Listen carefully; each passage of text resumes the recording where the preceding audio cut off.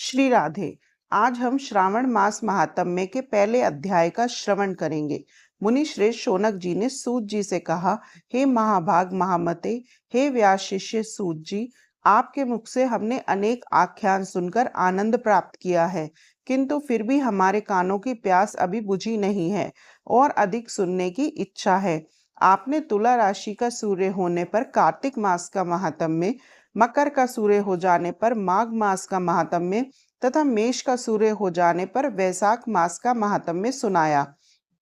इन मासों के जो गुण धर्म हैं उनको भी आपने समझाया।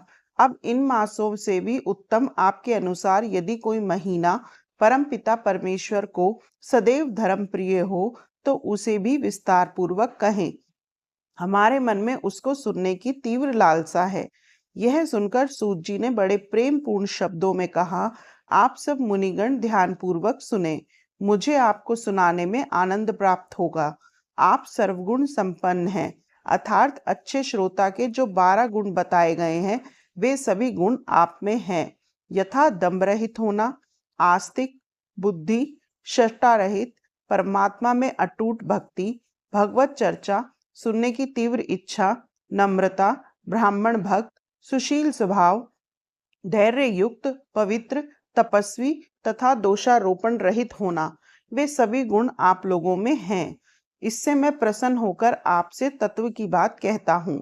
धर्म को जानने की इच्छा से बुद्धिमान सनत कुमार ने परमेश्वर को दोनों हाथों से नमस्कार कर भक्ति पूर्वक पूछा, हे देवों के देव महादेव, अनेक योगियों के ध्येय चरण कमल, आपसे अनेक व्रत तथा धर्मों को सुना, किंतु इस समय हमारे हृदय में एक ऐसे मास का महात्म्य श्रवण करने की अभिलाषा है जो 12 महीनों में सर्वोत्तम और आपको अत्यंत प्रसन्न करने वाला तथा जो सब कर्मों को सिद्धि प्रदाता हो।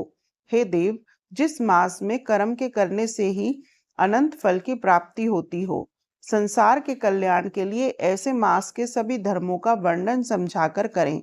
ईश्वर ने सनत कुमार से कहा, हे ब्रह्मपुत्रों, सनत कुमार, आपकी सेवा तथा भक्ति से प्रसन्न होकर मैं आपसे अत्यंत गुप्त बात कहूंगा। 12 महीने में श्रावण मास मुझे बहुत प्रिय है। पूर्णिमा को श्रवण नक्षत्र का योग हो जाने से इस मास का नाम श्रावण कहा जाता है, जो श्रवण मात्र से ही सिद्धि देने वाला है, इसलिए श्रावण नाम कहा। आकाश के समान स्वच्छ हो जाने से नभा नाम कहा है।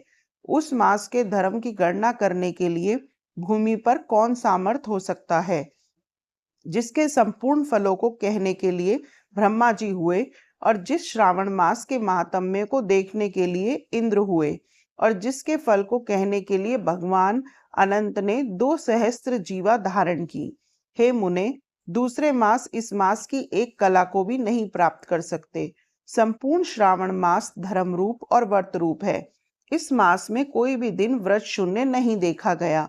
यहाँ पर मैं जो कुछ कहता हूँ वह अर्थवाद नहीं है, अतः जिज्ञासु, भक्त, दुखी, बुभुक्षु और अर्थी, इन चारों जनों द्वारा अपनी अपनी अभिष्ट सिद्धि हेतु यह मास श्रवण करने योग्य है।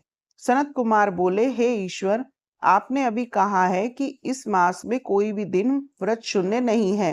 हे श्रेष्ठ, उसे आप मुझसे विस्तार पूर्वक कहें।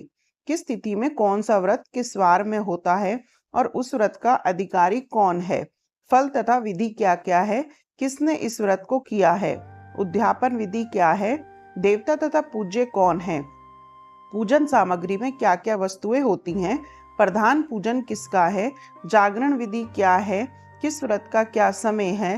हे प्रभु, वे सब आप मुझसे कृपया करके कहें। आपको श्रावण मास कैसे इतना अधिक प्रिय हुआ, इसे पवित्र किस कारण से कहा गया है, इस मास में कौन अवतार उत्तम माना गया है, इस मास में कौन सा अनुष्ठान करने योग्य समझा गया है।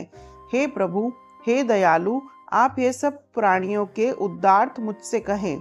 रविवार, सोमवार, मंगलवार, बुधवार, बृहस्पतिवार, शुक्रवार तथा शनिवार को जो व्रतादि किए जाते हैं वे कृपया करके मुझसे कहें। आप सबके आदि कारण हैं, अतः आदि देव भी कहे जाते हैं। अन्य देवता आपसे छोटे होने के कारण आप महादेव कहे जाते हैं। पीपल के वृक्ष में ब्रह्मा, विष्णु तथा शिव तीनों देवों का निवास है। उसमें भी आपका निवास सबसे ऊपर व ऊंचा कहा गया है।